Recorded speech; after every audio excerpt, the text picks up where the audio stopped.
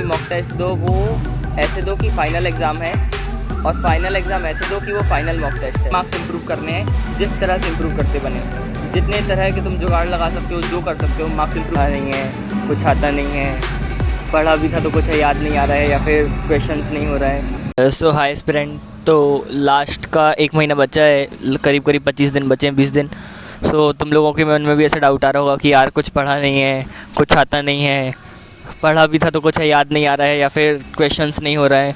तो यदि ऐसा सब हो रहा है तो मतलब तुम्हारी प्रिपरेशन सही ट्रैक पे है, क्योंकि तुमने इसका मतलब है पढ़ा है। एडवांस ऐसा टॉपिक नहीं है कि वो आराम से सबसे हो जाएगा, उसमें बहुत एफ़र्ट्स लगते हैं, और वही एफ़र्ट्स आपको आगे के लिए तैयार करते हैं।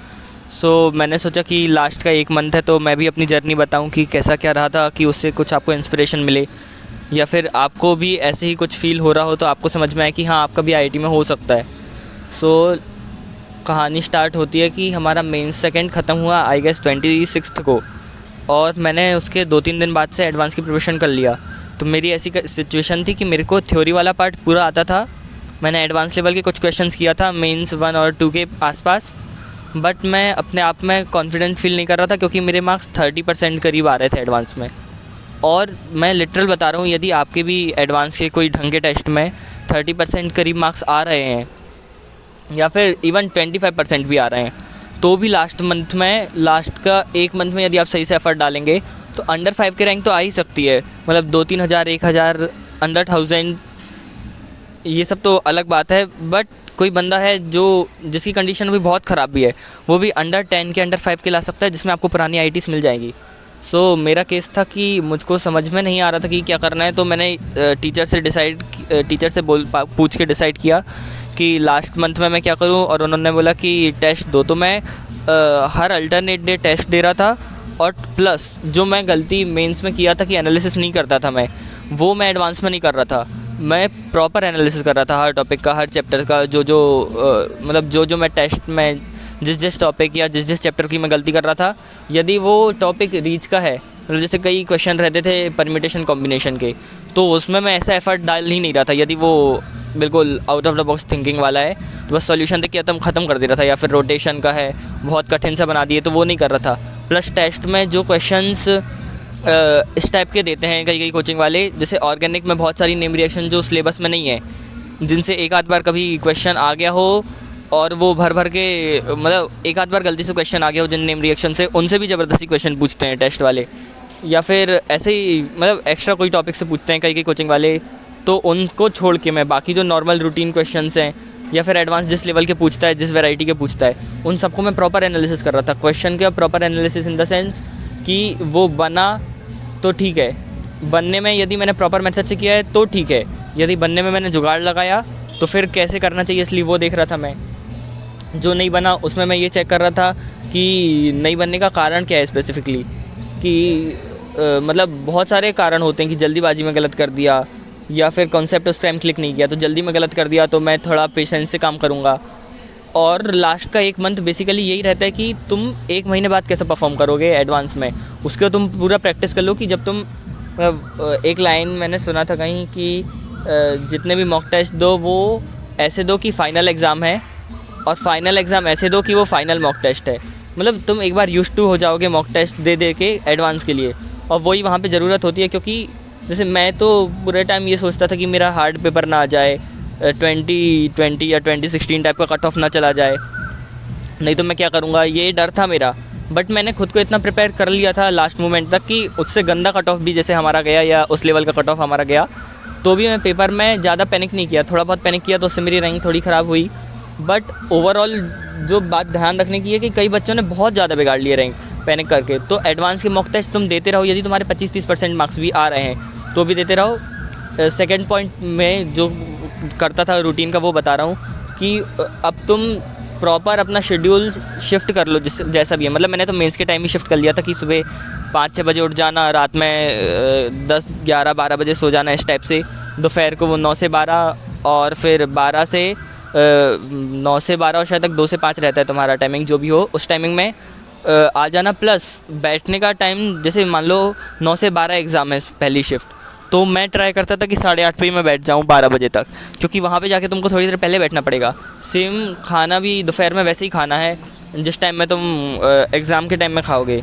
और दूसरी बात ये है, ये पॉइंट को मेन फोकस करना, बच्चे यहाँ पे बहुत गड़बड़ करते हैं कि जैसे जैसे मैं तुमको पॉइंट बोल रहा हूँ कि जैसे एनवायरनमेंट की भी बहुत ज़रूरत होती है कि अच्छा एनवायरनमेंट मिले, प्रॉपर सेटिंग हो, बट यदि कुछ ऊपर नीचे हो जा रहा है जो तुम्हारे कंट्रोल में नहीं है तो भी ऐसा बहुत ज़्यादा टेंशन होने का बात नहीं है, बिकॉज कई बच्चे टेंशन हो जाएंगे और उनकी रैंक में उसका असर दिखेगा कि ख़राब हो गई है।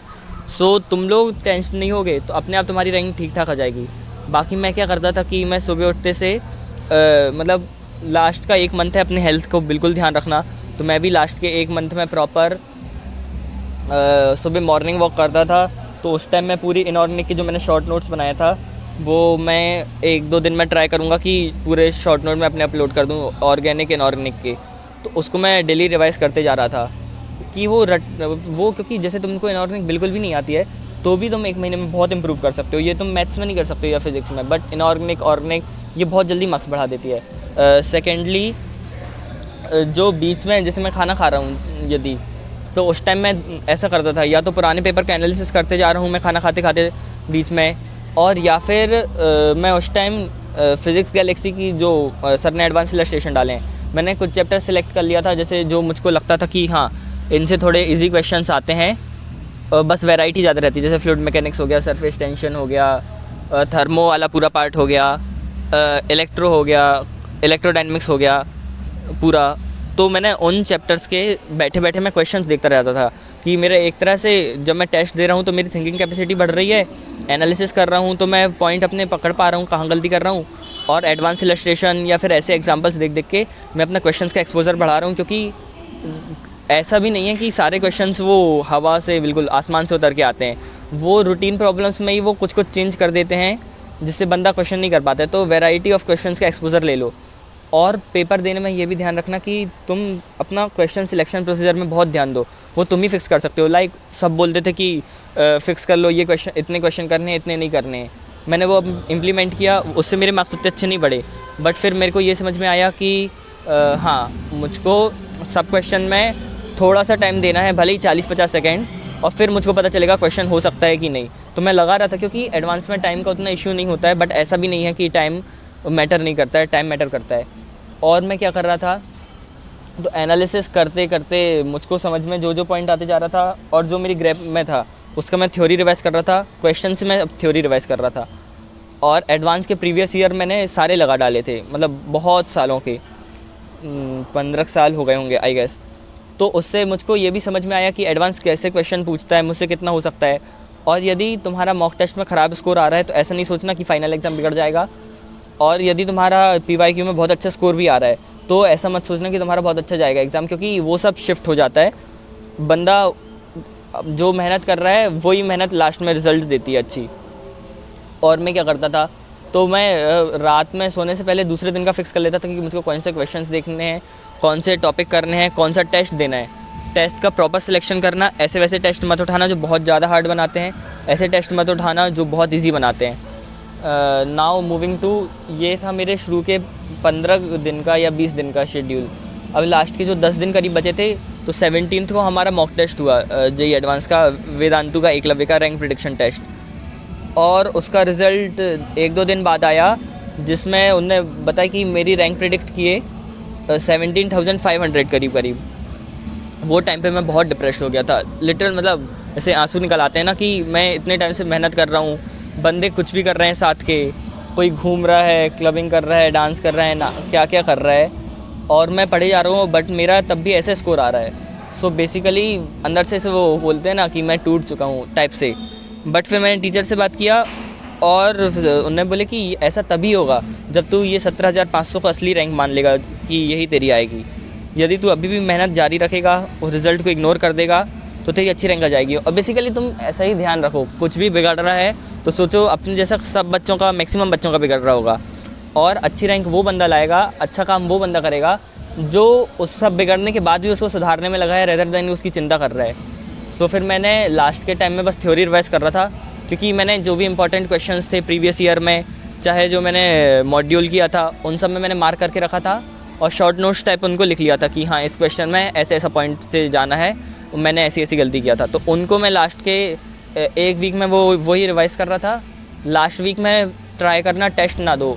मैंने दे लिया था 24 को मैथोनगो का रैंक प्रिडिक्शन टेस्ट, और उसमें मेरी 8,000 7,000 ऐसी कुछ रैंक प्रिडिक्ट किया था, तो उससे भी मुझको टेंशन हुई थी कि इतनी ऐसी रैंक क्यों आ रही है मेरी। तो इसीलिए लास्ट के टाइम तुम टेस्ट वेस्ट ज़्यादा मत फोकस करना। लास्ट का एक वीक प्रॉपर थ्योरी रिवाइज़ करो, हर सब्जेक्ट की थ्योरी रिवाइज़ करो, कुछ भी हम मिस्टेक ऐसी ना कर दें जो हम सुधार सकते थे। और अब लास्ट का एक दिन का ऐसा सीन था कि मैं अपने रिलेटिव के यहाँ गया, और वहाँ पे मैंने पूरा यूट्यूबर्स ने जैसे बोलते हैं और सारे टीचर्स बोलते हैं कि थोड़ा जल्दी सो जाना चाहिए एडवांस के एक दिन पहले। मैंने भी ट्राई किया था कि 9 बजे सो गया था, बट नींद आते आते 10 बज गया, और फिर रात में 12 बजे से कुत्ते भौंकना शुरू कर दिए, तो मुझको नींद ही नहीं आ रही थी। तब मुझको सुबह भी सेम टेंशन हुआ था कि मैं अच्छी नींद से नहीं जा रहा हूँ, तो मेरा पेपर ना बिगड़ जाए। तो फिर मैंने ये फिर से यही सोचा कि कई बंदे होंगे जिसकी नींद बिगड़ी होगी, मैं अकेला समझदार हूँ कि हाँ मेरी नींद बिगड़ी भी है, तो भी मैं बिल्कुल पेपर को काम कंपोज होकर दूंगा। बाकी बंदे तो पैनिक कर लेंगे और अपने आप वो कंपटीशन से हटते जाएंगे। तो ऐसे ही सोच के मैंने पेपर 1 दिया।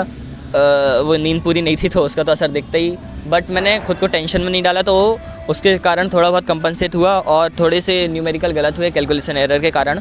तुम क्योंकि कैलकुलेशन में भी ध्यान देना, जितने भी क्वेश्चन करोगे एडवांस बहुत गंदी कैलकुलेशन पूछता है। और फिर पेपर 2 तो ठीक ठाक गया, और फाइनली जेई ओवर हुआ। तो लास्ट का जो मैंने अपना 1 मंथ की जर्नी बताया, उस पर तुम फोकस करना। किसी से भी अब कंपटीशन ना करना, किसी से भी नहीं, ये इसके इतने आ रहे हैं, इसके इतने आ रहे हैं। अब अपन को अपने मार्क्स इम्प्रूव करने हैं, जिस तरह से इम्प्रूव करते बने। जितने तरह के तुम जुगाड़ लगा सकते हो, जो कर सकते हो, मार्क्स इम्प्रूव करना है।